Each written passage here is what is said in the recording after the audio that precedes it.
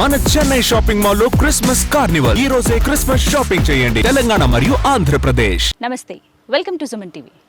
సాధారణంగా మనం పవర్ జనరేటింగ్కి ఎన్నో పద్ధతులు చూస్తూనే ఉన్నాం కదా. వాటన్నింటికీ భిన్నంగా ప్రపంచంలోనే మొట్టమొదటిసారిగా ఫ్రీగా పవర్ని జనరేట్ చేసే ఒక మెషిన్ని కనిపెట్టారు. ఇది సైంటిస్ట్ దంపతులు. ఒకసారి వెళ్ళి ఆ మెషిన్ ఏంటి, ఆ వివరాలు ఏంటో తెలుసుకుందామా? పదండి.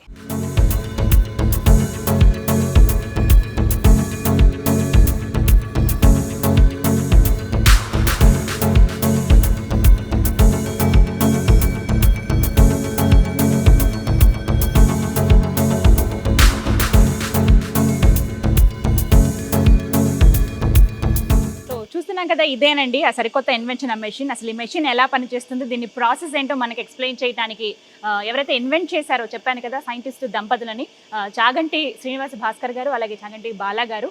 అయితే వాళ్ళ టీమ్ మెంబర్ వేణు గారు ప్రస్తుతం మనతో పాటు ఉన్నారు. వారిని అడిగి మరిన్ని వివరాలు తెలుసుకుందాం. నమస్తే వేణు గారు. ఎస్, మరి మాకు ఈ ప్రాసెస్ చూపిస్తారా, ఎలా పనిచేస్తుంది? తప్పకుండా అండి. ఇది 45 కిలోవాట్ మోటార్ అండి. 45 కిలోవాట్ మోటార్ అనేది ఏ మోటార్ అయినా సరే ఒక 1 అవర్ తిరిగితే ఎంత కిలోవాట్ ఉంటే అన్ని యూనిట్స్ బిల్ వస్తుందండి. ఇప్పుడు ఈ 45 కిలోవాట్ మోటార్ని మనం 1 అవర్ తిప్పుకున్నాం అనుకోండి, 45 యూనిట్స్ బిల్ వస్తుంది. అలా 1 అవర్లో 3600 సెకండ్స్ ఉంటాయి. మనం ఇప్పుడు ఇన్పుట్ పల్స్ వచ్చేసి మనం 5 సెకండ్స్ మాత్రం ఇస్తాం. ఇక్కడ పల్స్ బేస్డ్ ఎనర్జీ జనరేషన్ కాబట్టి అందులో మనకు 1 అవర్లో 720 పల్సెస్ ఉంటాయి. ఆ 720 పల్సెస్ని మనము 1 బై 1 ఇచ్చుకుంటూ హార్వెస్ట్ అయిన ఉన్నటువంటి ఇందులో స్టోర్ అయినటువంటి ఎనర్జీని మనం జనరేటర్ ద్వారా ఎక్స్ట్రాక్ట్ చేసుకుంటాం. పల్సెస్ అంటే ఈ వీల్ తిరగడమా? తిరగడం. పల్సెస్ అంటే ఇప్పుడు దీంట్లో ఒక 5 సెకండ్స్ దీనికి మోటార్కు పవర్ ఇచ్చాం. పవర్ ఇచ్చినప్పుడు ఈ వీల్ అనేది రిక్వైర్డ్ ఆర్పిఎంకి వెళ్ళిపోతుంది. మనకు ఎంతైతే రిక్వైర్డ్ ఆర్పిఎం ఉందో ఆ రిక్వైర్డ్ ఆర్పిఎంకి వెళ్ళిపోతుంది. వెళ్ళిపోగానే వితిన్ 5 సెకండ్స్ వెళ్ళిపోతుంది. వెళ్ళిపోగానే ఈ మోటార్ ఆఫ్ చేసేస్తాం. ఆఫ్ చేసేయగానే ఈ ఫ్లై వీల్ డీసెలరేషన్ అవుతున్నటువంటి టైంలో స్పీడ్ తగ్గుతున్నప్పుడు ఆ టైంలో ఇందులో ఉన్నటువంటి సర్ఫేస్ స్పీడ్, ఉపరితల వేగము మరియు ఇనర్షియా, మూమెంటము ఇవన్నీ కలిసి క్యుములేటివ్గా ఇక్కడ ఉన్నటువంటి జనరేటర్ షాఫ్ట్ కనెక్ట్ చేసింది కదండి. ఈ జనరేటర్ షాఫ్ట్ కనెక్ట్ చేసింది. ఇక్కడ జనరేటర్ అనేది కంటిన్యూస్గా ఈ డీసెలరేషన్ టైంలో తిరుగుతుంది. ఈ తిరుగుతున్నప్పుడు ఈ జనరేటర్లో ఉన్నటువంటి రివర్స్ టార్క్ను అధిగమించి ఈ పవర్ జనరేషన్ అనేది జరుగుతుంది. ఇక్కడ మనం చూడొచ్చు, ఇప్పుడు మనం 200 ఆర్పిఎంలో ఉన్నాం. 200 ఆర్పిఎంలో ఉన్నప్పుడు మనకు 210 వోల్ట్ ఆల్రెడీ జనరేట్ అవుతుంది. మనకు నిర్ణీతమైన ఆర్పిఎం, మనకు బెంచ్ మార్క్ ఆర్పిఎం వచ్చి 450 ఆర్పిఎంకి తీసుకెళ్తాం. మాక్సిమం మోటార్ కెపాసిటీ వచ్చేసి 1440 ఆర్పిఎం. బట్ మనం చాలా తక్కువ ఆర్పిఎంలోనే మనం ఇంత విద్యుత్ జనరేట్ చేస్తున్నాం. ఇప్పుడు మీకు 450 ఆర్పిఎం తీసుకెళ్ళి ఇక్కడ నుంచి ఎలా విద్యుత్ జనరేట్ అవుతుంది, ఎలా మనం ఇక్కడ వర్క్షాప్లో ఉన్నటువంటి లోడ్స్ అన్ని కనెక్ట్ చేస్తామో ప్రాక్టికల్ ఎక్స్ప్లెయిన్ చేస్తాం. జస్ట్ మనకు ఫస్ట్ ఇనిషియల్ పల్స్ ఒకటే మనం బయట నుంచి ఎక్స్టర్నల్ పవర్ తీసుకుంటాం. Either it may be any source, hand crank తో కూడా మనం పవర్ జనరేట్ చేసుకోవచ్చు ఇనిషియల్గా. అట్లాంటి టెక్నాలజీ కూడా ఉంది. అండ్ ఇంకోటి ఏంటంటే ఇక్కడ ముఖ్యంగా గమనించాల్సింది, ఇక్కడ మోటార్ అనేది 4 పోల్ మోటార్ అండి. జనరేటర్ వచ్చేసి 24 పోల్. అంటే అక్కడ టార్క్ దానికంటే 3 రెట్లు 4 రెట్లు ఇక్కడ ఎక్కువగా ఉంటుంది. అంటే రివర్స్ టార్క్ అనేది చాలా ఎక్కువ ఉన్నా సరే ఇక్కడ ఫ్లైవీల్ అనేది మన యాక్సిలరేషన్ డీసిలరేషన్ విధానం ద్వారా వీటన్నిటి నెగిటివిటీస్ అన్ని అధిగమించి పవర్ జనరేట్ చేస్తుంది. అంటే దీనికి ముఖ్యంగా ఏంటంటే థర్మోడైనమిక్స్ అనే విధానానికి ఇక్కడ అధిగమించి మరి ఇక్కడ మనకు పవర్ ఉత్పత్తి చేస్తుంది. మేము దీనికి సంబంధించి సెంట్రల్ గవర్నమెంట్ సంబంధించిన సైన్స్ అండ్ టెక్నాలజీ డిపార్ట్మెంట్కి థర్మోడైనమిక్స్ విధానం అనేది ఎక్కడైనా ప్రాక్టికల్గా నిరూపించబడిందా అని చెప్పేసి మేము ఒక ఆర్టీఏ పెట్టాము. అక్కడ ఏం చెప్పారంటే, there is no facility available in the institute to live demonstrate 1 to 4 laws of thermodynamics. అంటే మనం ఇప్పటివరకు పాశ్చాత్య దేశాల నుంచి వచ్చినటువంటి టెక్నాలజీస్ని థియరిటికల్గా మాత్రమే ఫాలో అవుతూ వాటిని బ్లైండ్గా ఫాలో అవుతున్నాం. దానివల్లనే థర్మోడైనమిక్స్ అనే విధానం వల్లనే కోల్ను మండించి విద్యుత్ ఉత్పత్తి చేయడం వల్ల ఈ పర్యావరణం మొత్తం ఖరాబ్ కావడానికి ముఖ్యమైనటువంటి కారణం అది. ఇక్కడ జరుగుతున్నటువంటి మన టెక్నాలజీ అనేది దానికి ఎట్లాంటి సంబంధం లేదు. ఇక్కడ థర్మోడైనమిక్స్ అనే విధానాన్ని పూర్తిగా అధిగమించి మనం విద్యుత్ ఉత్పత్తి చేస్తున్నాం. ఇక్కడ మీరు గమనిస్తున్నారు, ఇక్కడ ఎట్లాంటి పొల్యూషన్ లేదు, ఎట్లాంటి కార్బన్ ఎమిషన్స్ లేవు, ఈకో ఫ్రెండ్లీ మొత్తం. ఎట్లా అంటే మీరు ఊహించుకోండి, 80% ఆఫ్ ద గ్రిడ్ కోల్ మీద ఆధారపడి ఇప్పుడు నడుస్తున్నప్పుడు దాని ప్లేస్లో బొగ్గుతో ఉత్పత్తి అయ్యే విద్యుత్ ప్లేస్లో ఇట్లాంటి టెక్నాలజీని మనం అక్కడ పెట్టుకున్నప్పుడు ఎంత పర్యావరణం కాపాడబడుతుందని మీరు ఆలోచించుకోవచ్చు. మెయిన్ టార్గెట్ అదే. మా మెయిన్ టార్గెట్ అది. అండ్ మేము సెంట్రల్ గవర్నమెంట్కి రాసినప్పుడు ఆర్టీఐ ద్వారా మేము ఇన్ఫర్మేషన్ తెచ్చుకున్నాము.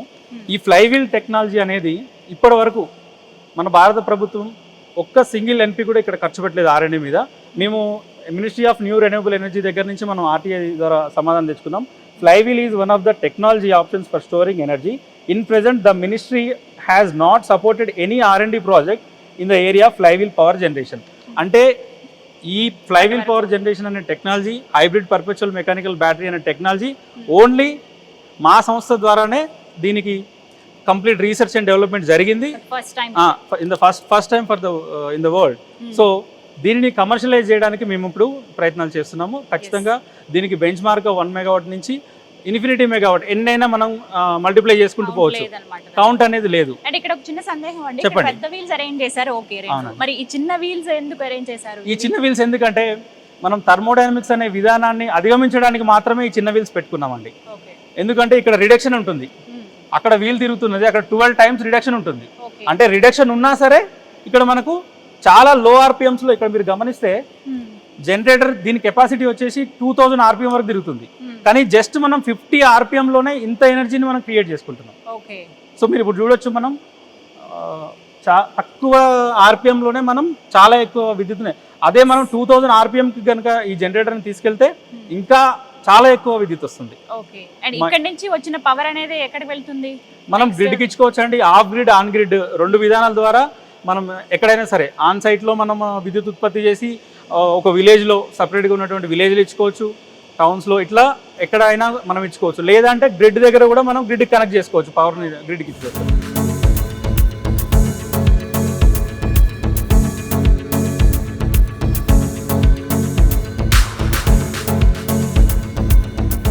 మేము మినిస్ట్రీ ఆఫ్ న్యూ రెన్యూబుల్ ఎనర్జీస్కి స్టోరేజ్ పైన కూడా క్వశ్చన్ అడిగామండి.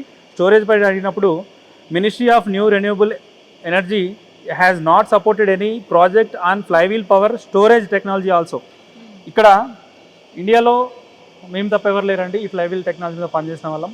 అండ్ మనకు వేరే సోలార్ తీసుకున్నప్పుడు సోలార్లో ఏమవుతుందంటే 4 acres నుంచి 5 acres పడుతుందండి 1 మెగావాట్ పెట్టడానికి. అందులో మళ్ళీ లాసెస్ ఉంటున్నాయి, ప్లస్ 4 hours మాత్రమే అది పనిచేస్తుంది. 4 hours ఓన్లీ 4 మెగావాటే రోజుకి ఇస్తుంది 4 మెగావాట్ ప్లాంట్ అనేది. మరియు 4 acres స్థలం తీసుకుంటుంది. వేరే మన టెక్నాలజీలో జస్ట్ 2000 గజాల్లో 2 మెగావాట్ పెట్టుకోవచ్చు. అండ్ సంవత్సరానికి 87,60,000 యూనిట్స్ ఇస్తుందండి. అంటే అన్ఇంటరప్టెడ్గా అన్ఎండింగ్ పవర్ కంటిన్యూస్గా వస్తుంది. అంటే అక్కడ సోలార్లో 4 గంటలు వస్తే 24 గంటలు పవర్ ఉత్పత్తి జరుగుతూనే ఉంటుంది. వోల్టేజ్ కూడా డైనమిక్గా ఉంటుంది. వోల్టేజ్ మనం 415 వోల్ట్ కావాలనుకుంటే 415 వోల్ట్ తీసుకోవచ్చు.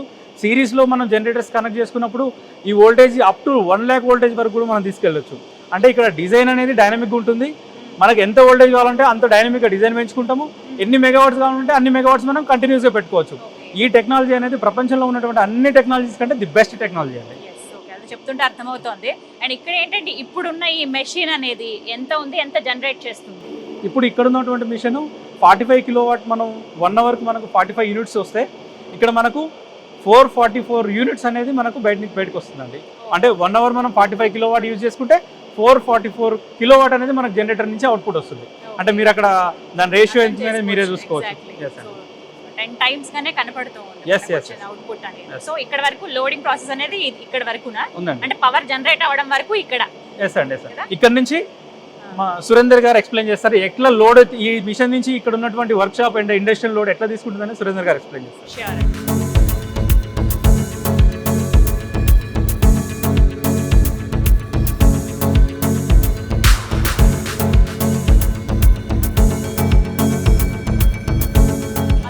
శ్రీనివాస్ గారి టీమ్ మెంబర్ సురేందర్ గారు ఉన్నారు, వారితో మాట్లాడి మిగతా డీటెయిల్స్ కనుక్కుందాం. సురేందర్ గారు నమస్తే అండి. అండ్ ఇక్కడ వరకు పవర్ జనరేట్ అవ్వడం వరకు మేము చూసాము. అండ్ ఇక్కడ నుంచి నెక్స్ట్ ప్రాసెస్ ఏంటండి అసలు? యాక్చువల్గానండి మొదటగా మా ఈ పైలట్ ప్లాంట్లో మేము input side 45 kilowatt 450 notes 50 heads 1440 RPM మోటార్ని ఉపయోగిస్తున్నాం. ఆ మోటార్ని మనం మా ఫ్లైవీల్ డిజైన్డ్ RPM 450 RPM 450 RPMకి వెళ్ళిన తర్వాత మా జనరేటరు వీల్ని 450 RPMలో నడుపుతూ ఉన్నాను. జనరేటరు 475 volts జనరేట్ చేస్తూ ఉంది. ఈ పరిస్థితిలో ఇప్పుడు మనం మా జనరేటర్ పవర్ని ఫ్యాక్టరీలో ఉన్న లైటింగ్, ఫ్యాన్స్, నా compressor, refrigerator, AC and borewells వీటికి టోటల్గా 18.5 కిలోవాట్ లోడు నేను కనెక్ట్ చేసి చూపిస్తాను మీకు. షూర్ అండి. ఓకే, మనకి ఇప్పుడు ప్రాక్టికల్గా చూపిస్తారు. ఒకసారి ఎలా ఆ లోడ్ అనేది ఇక్కడ పవర్కి ఎలా ఉపయోగపడుతుందో ఒకసారి చూద్దాం. నేను ఇప్పుడు ఈ చేంజ్ ఓవర్ స్విచ్ని మారుస్తున్నానండి. టోటల్ పవర్ లేదు. ఇప్పుడు మన జనరేటర్ పవర్కి ఆన్ చేసి నేను స్టెబిలైజర్ని ఆన్ చేస్తున్నాను. టోటల్గా ఈ ప్లాంట్లో total current, lighting load, compressor load కూడా నేను ఆన్ చేస్తాను.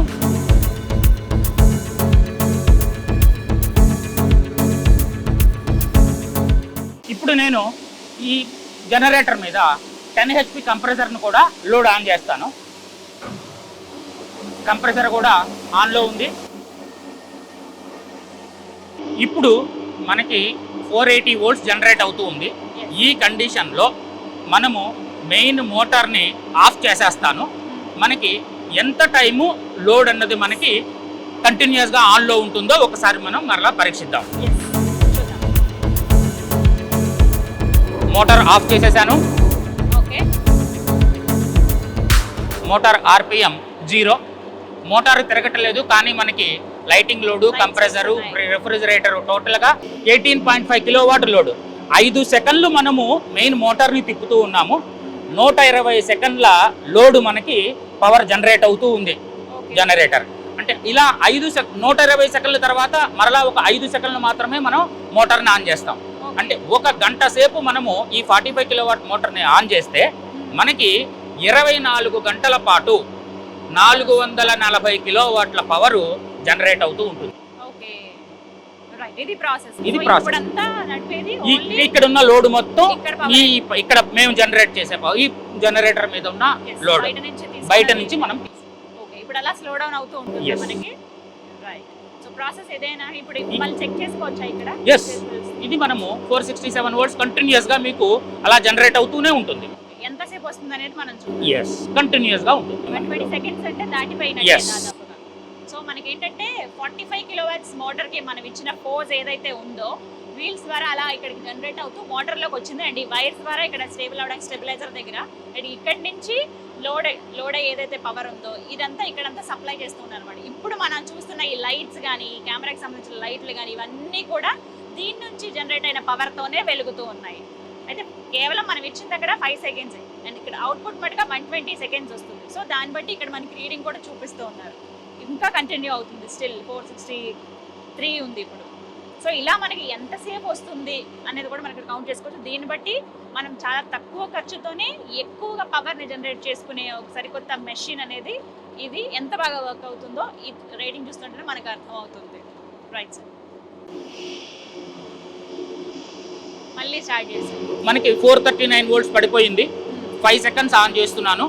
మరలా మనకి 450 460 వోల్ట్స్ జనరేట్ అవుతూ ఉంటుంది. 5 సెకండ్స్ తర్వాత మరలా ఆఫ్ చేశాను. మనకి మరలా 455 వోల్ట్స్. సో ఇలా 5 సెకండ్లకు ఒకసారి మనం 120 సెకండ్లకు ఒకసారి ఒక పల్స్ ఇచ్చుకుంటూ ఒక గంట సేపు కానీ మనం 45 కిలోవాట్ల మా ఇన్పుట్ మోటార్ని కానీ మనం వాడుకున్నట్లయితే మనకి 24 గంటల పాటు 444 కిలోవాట్స్ పవర్ జనరేట్ అవుతుంది మా ఈ పైలట్ ప్లాంట్లో. 444 కిలోవాట్ల పవర్ జనరేట్ అవుతుంది 1 అవర్కి. Right, okay. దీని టార్గెట్ కూడా అదే కదండి, మనం తక్కువ ఖర్చుతోటి ఎక్కువ పవర్ చేయాలి జనరేట్. సో ఓవరాల్గా ఏం చెప్తారు ఈ మిషన్ కి సంబంధించి ఒక మాటలో చెప్పాలి అంటే కనుక? ఇది ఒక అద్భుతం అండి. అంతే, నిజమే, అది చూస్తేనే అర్థం అవుతుంది. నిజంగానే అద్భుతం ఇది. అంటే ఎన్నో ఏళ్ళ శ్రమ ఇందులో ఉన్నా కూడా ఆచరణలో పెట్టడము అండ్ దానికి ఇప్పుడు పేటెంట్ రావడము ఇదంతా ఓకే. బట్ స్టార్టింగ్ నుంచి ఆ పెయిన్ అండ్ ప్రెషర్ అందుకుని శ్రీనివాస్ గారు బాలాగారు చేసిన విధానం కూడా గ్రేట్ అనే చెప్పాలి. అండ్ మీరు ఇందులో ఇంకేమైనా ఫ్లాస్ ఏమన్నా ఉన్నాయా? అంటే నేను ఎక్కువగా కంట్రోల్ అండ్ ఆటోమేషన్ మీద గత 3 సంవత్సరాలుగా నేను భాస్కర్ శ్రీనివాస్ గారితో అసోసియేట్ అయి ఉన్నానండి యాజ్ అన్ ఇన్స్ట్రుమెంటేషన్ ఇంజనీర్గా. మేము దగ్గరగా ఒక 100 పర్ముటేషన్స్ అండ్ కాంబినేషన్స్ మీరు చూశారు.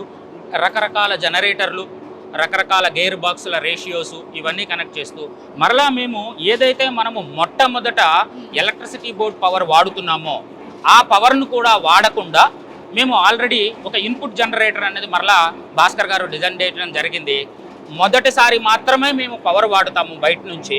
తర్వాత ఏదైతే పవర్ జనరేట్ అవుతుందో మా పైలట్ ప్లాంట్లో అదే పవర్ని మరలా వాడుకుంటూ మెయిన్ మోటార్ని మేము తిప్పుతూ ఈ ఎలక్ట్రిసిటీని జనరేట్ చేస్తూ ఉంటాం కంటిన్యూస్గా. అందుకే మేము అన్ఇంటరప్టెడ్ పవర్ సప్లై అని చెప్పగలుగుతున్నాం.